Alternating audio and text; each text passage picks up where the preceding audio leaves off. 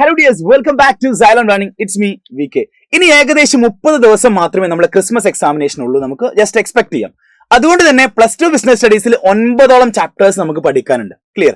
So ഇനിയും പഠിച്ചു തുടങ്ങാത്ത വിദ്യാർത്ഥികളാണ് നിങ്ങളെന്നുണ്ടെങ്കിൽ എത്രയും പെട്ടെന്ന് തന്നെ പഠിച്ചു തുടങ്ങുക മക്കളെ. ഈ വീഡിയോ നമ്മൾ ഡിസ്കസ് ചെയ്യാൻ വേണ്ടി പോകുന്നത് നമ്മുടെ 6ാമത്തെ ചാപ്റ്റർ ആയിട്ടുള്ള സ്റ്റാഫിംഗ് എന്ന ചാപ്റ്ററിൽ വളരെ പ്രധാനപ്പെട്ട ക്വസ്റ്റ്യൻസ് ആണ്. ഓക്കെ, സോ ഈ വീഡിയോ ആദ്യം മുതൽ അവസാനം വരെ കാണുക. നിങ്ങൾക്ക് ഇഷ്ടപ്പെട്ടെങ്കിൽ തീർച്ചയായിട്ടും ലൈക്ക് ചെയ്യാനും ഷെയർ ചെയ്യാനും മറക്കരുത്. സോ നമുക്ക് ഏതൊക്കെയാണ് ആ പ്രധാനപ്പെട്ട സ്റ്റാഫിംഗ് എന്ന ചാപ്റ്ററിലെ പ്രധാനപ്പെട്ട ക്വസ്റ്റ്യൻസ് നമുക്ക് നോക്കാം. So our first question is staffing is not a simple process, it involves various steps. അല്ലെ, എക്സ്പ്ലെയിൻ. സ്റ്റാഫിംഗ് എന്ന് പറഞ്ഞാൽ ഒരുപാട് സ്റ്റെപ്പുകളുള്ള ഒരു പ്രോസസ് ആണ്. ഏതൊക്കെയാണ് ആ സ്റ്റെപ്പുകൾ? എക്സ്പ്ലെയിൻ ചെയ്യൂ എന്നാണ് പറഞ്ഞത് മക്കളെ. 8 മാർക്കിന്റെ ചോദ്യമായിട്ട് ഈ വരുന്ന ക്രിസ്മസ് എക്സാമിന് ചോദിക്കാൻ സാധ്യതയുള്ള ഒരു വളരെ ഇമ്പോർട്ടന്റ് ആയിട്ടുള്ള ചോദ്യമാണ് സ്റ്റാഫിംഗിന്റെ സ്റ്റെപ്സ് എന്ന് പറയുന്നത്. അപ്പോൾ മക്കളെ ഇതേപോലെ ഒരു ചിത്രമൊക്കെ വരച്ചിട്ട് അല്ലെങ്കിൽ സ്ട്രക്ചർ ഒക്കെ വരച്ചിട്ട് എഴുതി കഴിഞ്ഞാൽ നിങ്ങൾക്ക് മാർക്ക് കിട്ടാൻ ചാൻസ് കൂടുതലാണ്. അപ്പോൾ നമുക്കറിയാം, 1ാമത്തെ സ്റ്റെപ്പ് എന്ന് പറഞ്ഞാൽ എസ്റ്റിമേറ്റിംഗ് മാൻ പവർ റിക്വയർമെന്റ്സ് ആണ്. 2ാമത്തെ സ്റ്റെപ്പിലേക്ക് വന്ന റിക്രൂട്ട്മെന്റ് ആണ്. 3ാമത്തേത് സെലക്ഷൻ ആണ്. സെലക്ഷൻ ചെയ്ത് കഴിഞ്ഞാൽ പ്ലേസ്മെന്റ് ആൻഡ് ഓറിയന്റേഷൻ പ്രൊവൈഡ് ചെയ്യണം ആർക്ക്? കാൻഡിഡേറ്റ്സിന്. അതേപോലെ തന്നെ training and development, performance appraisal, promotion, career plan, compensation. ഇങ്ങനെ 8 സ്റ്റേജസ് അല്ലെങ്കിൽ 8 സ്റ്റെപ്പുകളാണ് സ്റ്റാഫിംഗിന്റെ പ്രോസസ്സിൽ വരുന്നത്. കൃത്യമായിട്ട് പഠിച്ചു വെച്ചോളാം. ഓക്കെ, ഇനി നമ്മുടെ അടുത്ത ചോദ്യം എന്ന് പറയുന്നത്, Mister Hanan decided to start a medium scale textile manufacturing unit at Calicut. Kozhikode Hanan എന്ന് പറഞ്ഞ ഒരു ബിസിനസ്മാൻ എന്ത് ചെയ്യാൻ വേണ്ടി പോവാണ്?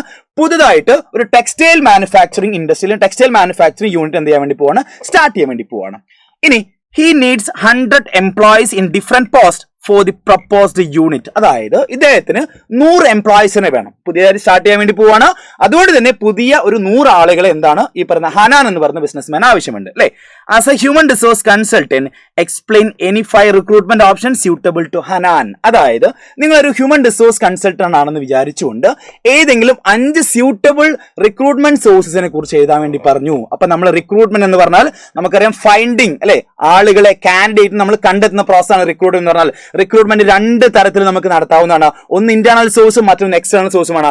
മക്കളെ പ്രത്യേകം ശ്രദ്ധിക്കേണ്ടത്, പുതിയതായിട്ട് ഫോം ചെയ്യുന്ന, ഇവിടെ സ്റ്റാർട്ട് എന്ന് കൊടുത്തിട്ടുണ്ട്, പുതിയതായിട്ട് ഫോം ചെയ്യുന്ന ഒരു ബിസിനസ് സ്ഥാപനത്തിന് ഏത് സോഴ്സ് മാത്രമേ അവൈലബിൾ ഉള്ളൂ? എക്സ്റ്റേണൽ സോഴ്സ് മാത്രമേ അവൈലബിൾ ആയിരിക്കുള്ളൂ. ഓക്കെ, ഇന്റേണൽ സോഴ്സ് അവൈലബിൾ ആയിരിക്കില്ല. ക്ലിയർ? സോ കൃത്യമായിട്ട് മനസ്സിലാക്കി വെക്കുക. പുതിയതായിട്ട് സ്റ്റാർട്ട് ചെയ്യാൻ വേണ്ടി പോകുന്ന സ്ഥാപനമാണ് എന്നുണ്ടെങ്കിൽ അതിന് എക്സ്റ്റേണൽ സോഴ്സ് മാത്രമായിരിക്കും അവൈലബിൾ ആയിരിക്കുക. ക്ലിയർ? സോ ഇവിടെ എക്സ്പ്ലെയിൻ ചെയ്യേണ്ടത് എക്സ്റ്റേണൽ സോഴ്സിനെ കുറിച്ചാണ്. അപ്പോൾ നിങ്ങൾ എന്ത് ചെയ്യണം? എക്സ്റ്റേണൽ സോഴ്സ് എന്താണെന്ന് എഴുതണം. That is recruiting candidates from outside the business organisation എഴുതുക. അതായത് ഡയറക്ട് റിക്രൂട്ട്മെന്റ് ഉണ്ട്, അഡ്വർടൈസിംഗ് ഉണ്ട്, എംപ്ലോയ്മെന്റ് എക്സ്ചേഞ്ച് ഉണ്ട്, placement agencies and management consultants ഉണ്ട്, campus recruitment, recommendation by existing employees, web publishing, അല്ലെങ്കിൽ നിങ്ങൾക്ക് ഇതിന്റെ കൂടെ കാഷ്വൽ കോളേഴ്സ് എഴുതാം. ഓക്കെ, അതേപോലെ തന്നെ ലേബർ കോൺട്രാക്ടേഴ്സ് എഴുതാം. ഇതെല്ലാം കറക്റ്റ് ആണ്. ഇതിന്റെ കൂടെ അഡീഷണൽ നിങ്ങൾക്ക് എഴുതാം. ഏതെങ്കിലും 5 പോയിന്റ് എഴുതി എക്സ്പ്ലെയിൻ ചെയ്യട്ടോ. 5 പോയിന്റ് എഴുതി എക്സ്പ്ലെയിൻ ചെയ്താലേ മാർക്ക് കിട്ടുള്ളൂ. 5 മാർക്കിന് ചോദിക്കാൻ സാധ്യതയുണ്ട് എക്സ്റ്റേണൽ സോഴ്സ് ഓഫ് റിക്രൂട്ട്മെന്റിനെ കുറിച്ച്. സോ ഓക്കെ ആണല്ലോ. ഇനി അടുത്ത ചോദ്യം, വാട്ട് ഈസ് സെലക്ഷൻ? സെലക്ഷൻ എന്ന് പറഞ്ഞാൽ എന്താണ്? ഓക്കെ, തെരഞ്ഞെടുക്കൽ, സെലക്ഷൻ എന്ന് പറഞ്ഞാൽ എന്താണ്? Why is it called negative process? എന്തുകൊണ്ടാണ് സ്റ്റാഫിംഗ് സെലക്ഷനെ നെഗറ്റീവ് പ്രോസസ് എന്ന് പറയുന്നത്? അടുത്ത ചോദ്യം 2 മാർക്കിന്റെ ചോദ്യമാണ്. സ്റ്റാഫിംഗ് അല്ല സെലക്ഷൻ എഴുതി കഴിഞ്ഞാൽ 1 മാർക്ക്, സെലക്ഷൻ ഡെഫിനിഷൻ എഴുതി കഴിഞ്ഞാൽ 1 മാർക്ക്. അതേപോലെ തന്നെ എന്തുകൊണ്ടാണ് സെലക്ഷൻ ഒരു നെഗറ്റീവ് പ്രോസസ് ആണ് പറയുന്നത് എന്ന് എഴുതി കഴിഞ്ഞാൽ 2 മാർക്കാണ്. അതുകൊണ്ട് തന്നെ explain the selection process used for selecting employees. സെലക്ഷന്റെ സ്റ്റെപ്പുകൾ ഏതൊക്കെയാണെന്ന് എഴുതാൻ വേണ്ടി പറഞ്ഞു. 5 സ്റ്റെപ്പ്, 5 മാർക്കാണ് ചോദിച്ചിട്ടുള്ളത്. സോ ഏതൊക്കെയാണ് സെലക്ഷന്റെ സ്റ്റെപ്പുകൾ എന്ന് എഴുതണം. അതേപോലെ തന്നെ എന്തുകൊണ്ടാണ് സെലക്ഷൻ ഒരു നെഗറ്റീവ് പ്രോസസ് എന്ന് പറയുന്നത്, അതുപോലെ തന്നെ സെലക്ഷൻ എന്ന് പറഞ്ഞാൽ എന്താണെന്ന് എഴുതണം. കൃത്യമായിട്ട് മക്കളെ ആദ്യം ഇതാ സെലക്ഷൻ സാർ ഹെഡിങ് കൊടുത്തിട്ടുണ്ട്, ശ്രദ്ധിച്ചിരിക്കുക.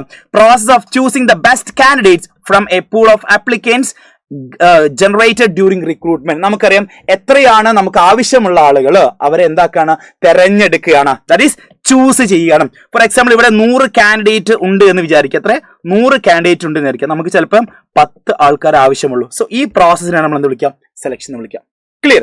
സോ ഇനി നമുക്ക് എന്തുകൊണ്ടാണ് സെലക്ഷൻ പ്രൊസീജിയർ ഒരു നെഗറ്റീവ് പ്രോസസ് ആണെന്ന് പറയുന്നത് നമുക്ക് നോക്കാം. 1ാമത്തെ റീസൺ എന്ന് പറഞ്ഞാൽ റിജക്ഷൻ ഓഫ് അൺസ്യൂട്ടബിൾ കാൻഡിഡേറ്റ്സ് ആണ്. എന്ത് ചെയ്യുന്നുണ്ട്? ഓരോ സ്റ്റേജിലും എന്ത് ചെയ്യുന്നുണ്ട്? റിജക്ഷൻ ചെയ്യുന്നുണ്ട്. അല്ലെ, അൺസ്യൂട്ടബിൾ ആയിട്ടുള്ള കാൻഡിഡേറ്റ്സിനെ റിജക്ഷൻ ചെയ്യുന്നുണ്ട്. ഇനി elimination is more than selection. സെലക്ഷനേക്കാളും കൂടുതൽ എലിമിനേഷൻ ആണ് നടക്കുന്നത്.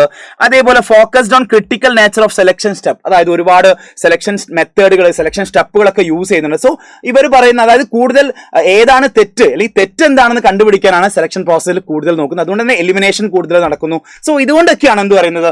സെലക്ഷൻ ഒരു നെഗറ്റീവ് പ്രോസസ് എന്ന് പറയുന്നത്. ഓക്കെ, അപ്പം ഇനി നമുക്ക് എന്തൊക്കെയാണ് സെലക്ഷന്റെ സ്റ്റെപ്പുകൾ നോക്കാം. ഇവിടെ നിങ്ങൾക്ക് കാണാം ഒറ്റ സ്ലൈഡിലാണ് സാർ ഫുള്ള് കൊടുത്തിട്ടുള്ളത്. സോ നോട്ട് ചെയ്യാട്ടോ. പ്രിലിമിനറി സ്ക്രീനിങ് ആദ്യത്തെ സ്റ്റെപ്പ്. രണ്ടാമത്തെ സെലക്ഷൻ ടെസ്റ്റുകൾ അപ്ലൈ ചെയ്യുന്നു.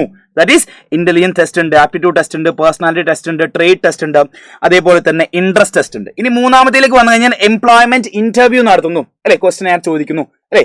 ഇനി അതേപോലെ തന്നെ റെഫറൻസ് ആൻഡ് ബാക്ക്ഗ്രൗണ്ട് ചെക്ക് നടത്തുന്നു, സെലക്ഷൻ ഡിസിഷൻസ് നടത്തുന്നു. ആരാ സെലക്ഷൻ ഡിസിഷൻ ചെയ്യുക? ആരാണോ ജോലിക്ക് അപ്ലൈ ചെയ്തില്ല, ആരാണ് കാൻഡിഡേറ്റ്, അവരാണ് എന്ത് ചെയ്യുന്നത് സെലക്ഷൻ ഡിസിഷൻ നടത്തേണ്ടത്. ദെൻ മെഡിക്കൽ എക്സാമിനേഷൻ നടത്തുന്നു, ജോബ് ഓഫർ വരുന്നു അല്ലെ. Then last one is contract of employment. അപ്പം ഇതിലും എന്തുണ്ട്? 8 സ്റ്റെപ്പുകൾ ഉണ്ട് സെലക്ഷൻ പ്രൊസീജിയറിൽ. ഇത് നിങ്ങൾ എന്താക്കുക? അടിപൊളിയായിട്ട് പഠിച്ചു വെക്കുക, നിർബന്ധമായിട്ട് പഠിച്ചു വെക്കണം. കാരണം എസ്എക്ക് ചോദിക്കാൻ സാധ്യതയുള്ള ചോദ്യമാണ്. ഓക്കെ, ഇനി അടുത്ത ചോദ്യത്തിലോട്ട് പോകുന്നു. The base of this training method is learning while doing. ഇത് നോട്ട് ചെയ്ത് വെക്കുക കേട്ടോ.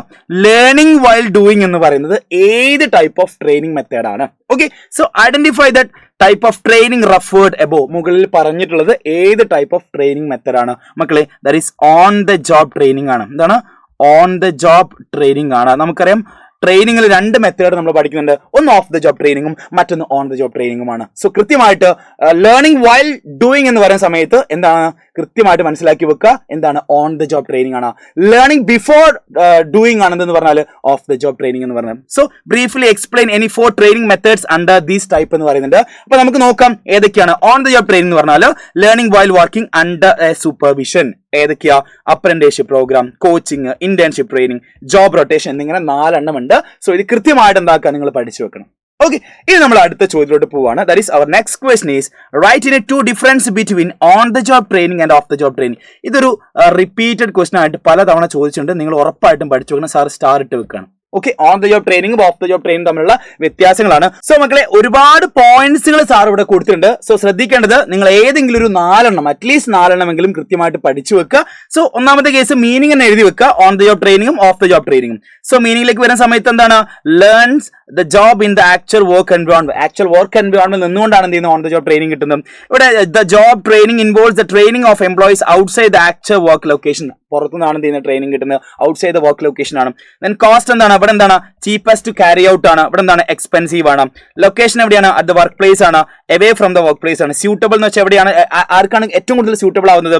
Important in the case of manufacturing for production and related job. Production related ജോബിനാണ് ഓൺ ദ ജോബ് ട്രെയിനിങ് കൂടുതൽ സ്യൂട്ടബിൾ ആവുന്നത്. എവിടെയാണെങ്കിൽ മാനേജീരിയൽ ആൻഡ് പ്രൊഡക്ഷൻ റിലേറ്റഡ് ജോബ്സിനാണ് ഇവിടെ off the job training suitable ആവുന്നത്.